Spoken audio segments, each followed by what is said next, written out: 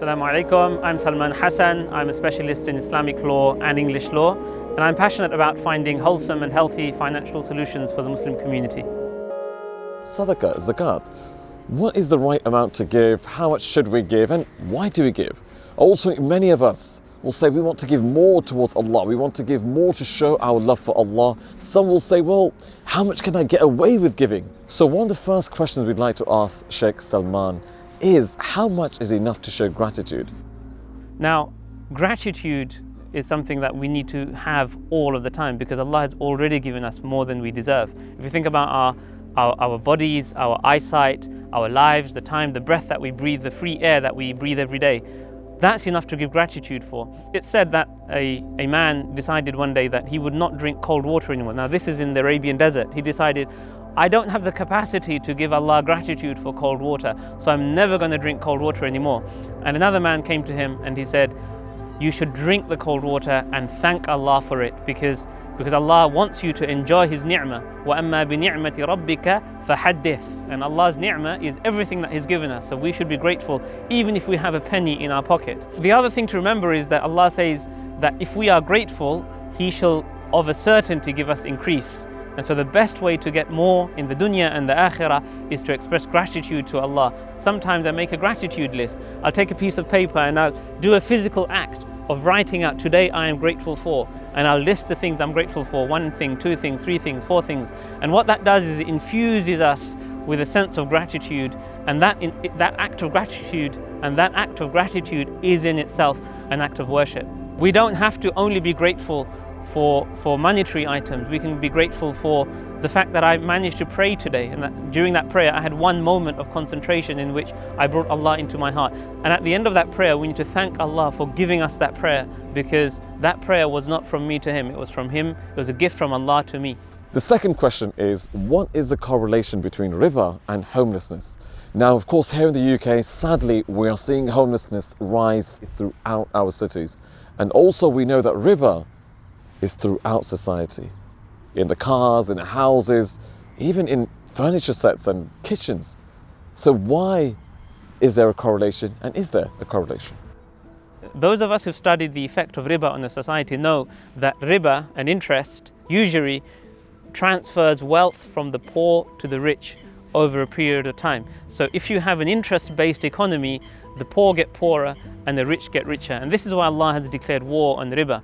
So the homelessness that we see around us, much of it is caused by the effect of riba on the economy. Now, those of us who think, well, I'm going to go and I'm going to get a few mortgages and I'm going to buy several properties, we are contributing to that ribawi system in which the excess demand created by people like us who go out and get 10 properties on the buy-to-let portfolio and take properties off of the market and make them unaffordable for other people, we are turning other people out of their homes. So let's not sleep at night thinking that, well, I'm not doing anything wrong. We are participating in a system that does cause homelessness to other people. There is a cause and effect, and it's actually quite direct. So let's be aware of that.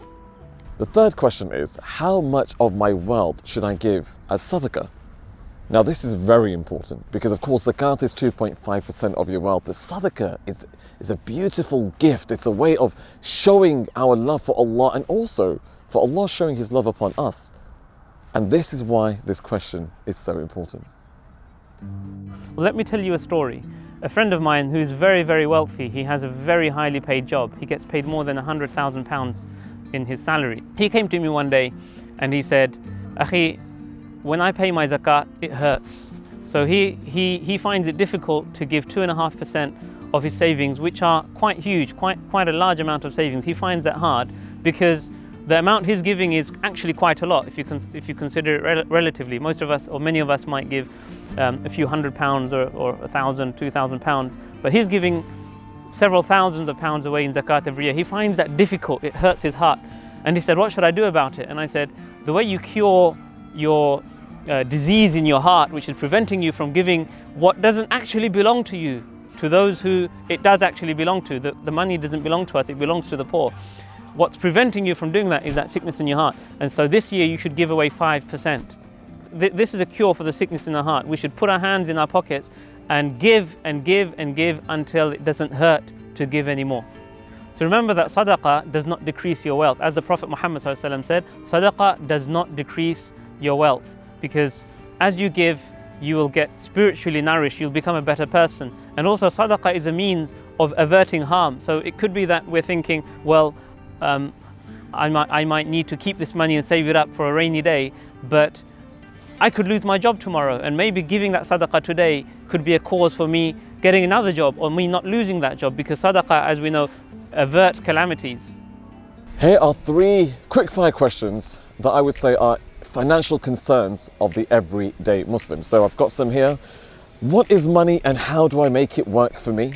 The important thing to remember is that money is not the same thing as wealth. So wealth is all of the things that Allah has given you, your life, your health, your family, everything that you have is your wealth. And money is only one of those things. Now, some of us think of money as an asset that is something that we need to invest in this world in order to make ourselves more wealthy. But remember that money can also be a liability. So we need to take responsibility for the money and all of the other things that Allah has given us. And remember that we need to make that investment in this dunya so that it reaps benefits for us in the akhirah. I don't want to use riba, but I fear poverty.